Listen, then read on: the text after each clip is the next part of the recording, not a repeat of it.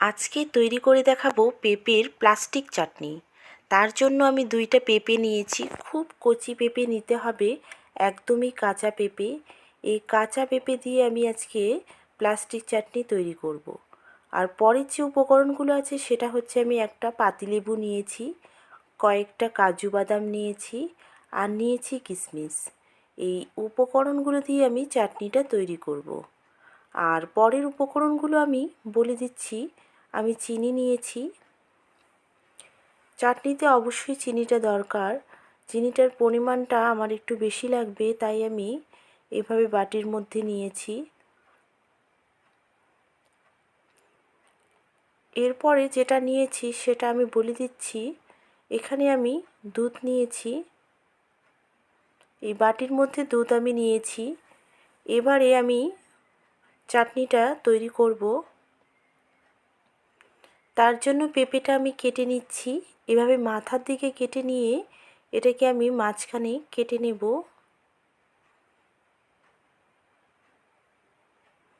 দেখুন এভাবে কেটে নিয়েছি। এর যে ভিতরের বীজগুলো আছে সেগুলো বের করে দিতে হবে। খুব কচি একটা পেঁপে নিয়েছি আমি। এই কচি পেঁপে দিয়ে কিন্তু এই প্লাস্টিক চাটনি তৈরি হয়। এভাবে মাঝখানেরটা পরিষ্কার করে নিতে হবে। তারপরের গায়ের যে খোসাটা আছে সেটা আমি তুলে নেব।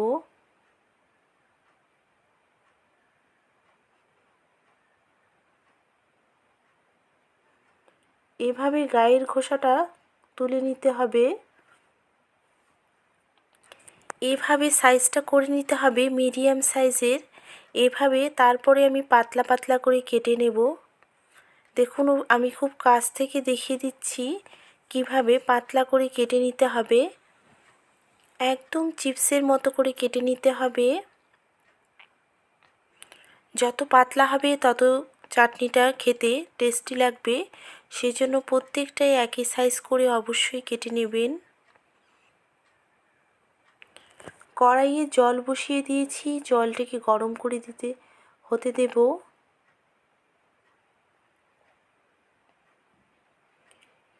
দেখুন এভাবে পেঁপেটা আমার স্লাইস করে কাটা হয়ে গেছে। এভাবে পাতলা করে অবশ্যই কেটে নেবেন। জলটা গরম হয়ে গেছে, এবারে পেঁপেটা যে স্লাইস করে কেটে নিয়েছি সেটা দিয়ে দেব এই জলের মধ্যে। পেঁপেটাকে 5 মিনিটের জন্য আমি একটু ভাপিয়ে নেব, তার জন্য ঢাকনা দিয়ে দিলাম। 5 মিনিট পরে ঢাকা খুলে আমি একটু নেড়ে চেড়ে দেব।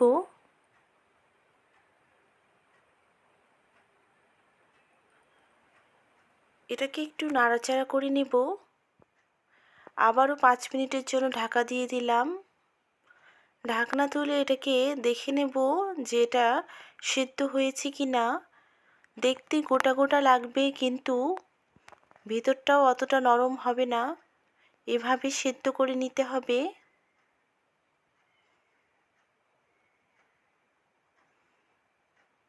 এবারে আমি জল ঝরিয়ে এটাকে তুলে নেব একটা বোল সেটে। জলটাকে এভাবে ঝরিয়ে নিতে হবে যাতে পেঁপের মধ্যে জল না থাকে, এজন্য এটাকে ভালো করে জল ঝরিয়ে নিতে হবে। দেখুন এভাবে সেদ্ধ করে নিতে হবে। আবারও কড়াই বসিয়ে দিয়েছি, এবার চিনি দিয়ে দেব কড়াইয়ের মধ্যে। এখানে আমি 3 বাটির মতো চিনি ইউজ করেছি। আপনারা আপনাদের পরিমাণ মতো চিনিটা দিয়ে দেবেন। যেহেতু চাটনি সেহেতু মিষ্টিটা মাস্ট একটু ভালো করে দিতে হবে।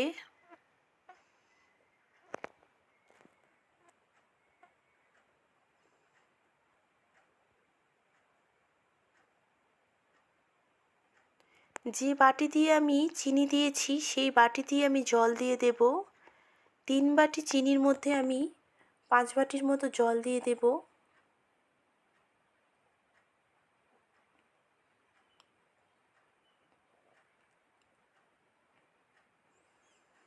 জলটা দেওয়ার পর আমি এবার হাই ফ্লেমে এটাকে ফুটিয়ে নেব।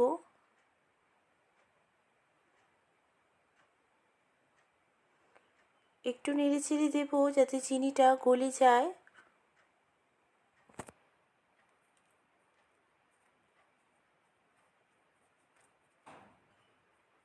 2 মিনিটের জন্য আমি ঢাকনাটা লাগিয়ে দিলাম। কিছুক্ষণ টকবকের অপেক্ষা আমি করব। দেখুন জলটা কিন্তু গরম হয়ে গেছে। আবারও আমি নেড়েচেড়ে দিলাম। জলটা কিন্তু ফুটিয়ে গেছে, মানে চিনিটা গলে গেছে। খুব ভালো করে চিনিটা গলে নিতে হবে। এবারে 3 চামচের মতো দুধ দিয়ে দেব। দুধটা দেওয়ার এটাই কারণ যে চিনির মধ্যে যে একটা ময়লা থাকে সেটা যেন বের হয়ে যায়, সেজন্য এই 3 চামচের মতো দুধ দিয়ে দেব। দেখুন এবার কিন্তু চিনির ময়লাটা এভাবে ভেসে উঠেছে। এটাকে আমি তুলে ফেলে দেব।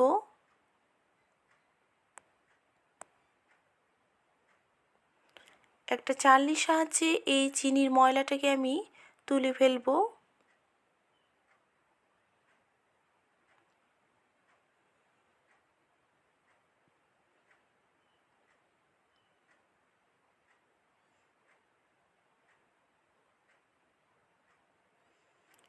এভাবে তুলে ফেলতে হবে। এবারে পেঁপেটা আমি এই জলের মধ্যে দিয়ে দেব।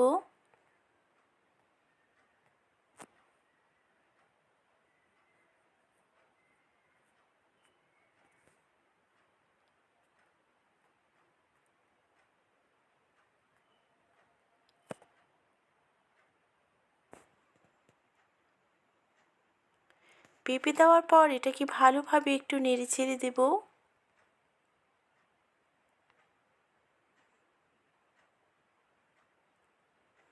দিয়ে দেব সামান্য লবণ।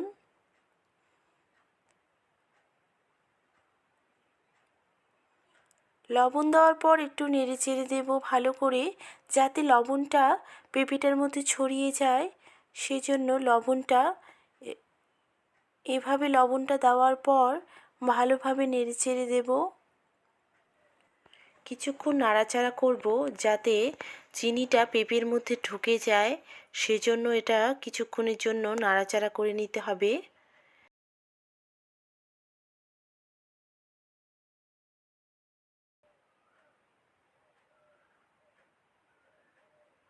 লবণ দেওয়ার পর এটাকে ভালোভাবে আবারও নাড়াচাড়া করে নেব। এভাবে মাঝে মাঝে একটু নাড়াচাড়া করে নিতে হবে যাতে চিনিগুলো পেঁপের মধ্যে ঢুকে যায়। সেজন্য এটাকে বেশ কয়েকবার এভাবে নাড়াচাড়া করে নিতে হবে।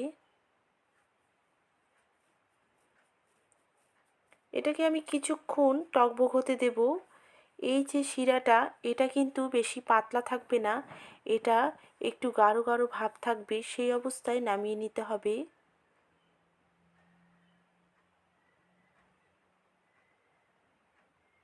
আবারও একটু নাড়াচাড়া করে দিচ্ছি।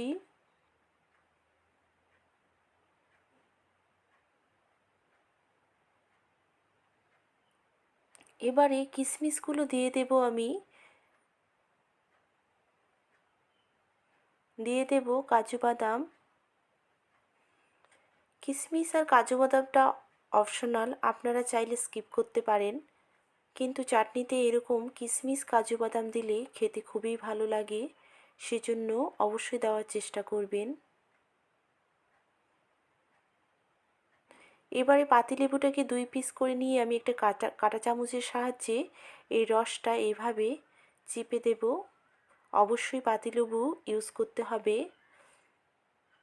পাতিলেবু দেওয়ার পর, রসটা দেওয়ার পর আমি এটাকে নাড়িয়ে চাড়িয়ে নেব। এই অবস্থায় নামিয়ে নেবেন, এটা ঠান্ডা হলে কিন্তু এই রসটা টেনে নেবে। আপনারা বাড়িতে এটা তৈরি করুন, এই পেঁপের প্লাস্টিক চাটনি, আর আমার ভিডিওগুলোকে শেয়ার করুন, আর আমার চ্যানেলকে অবশ্যই সাবস্ক্রাইব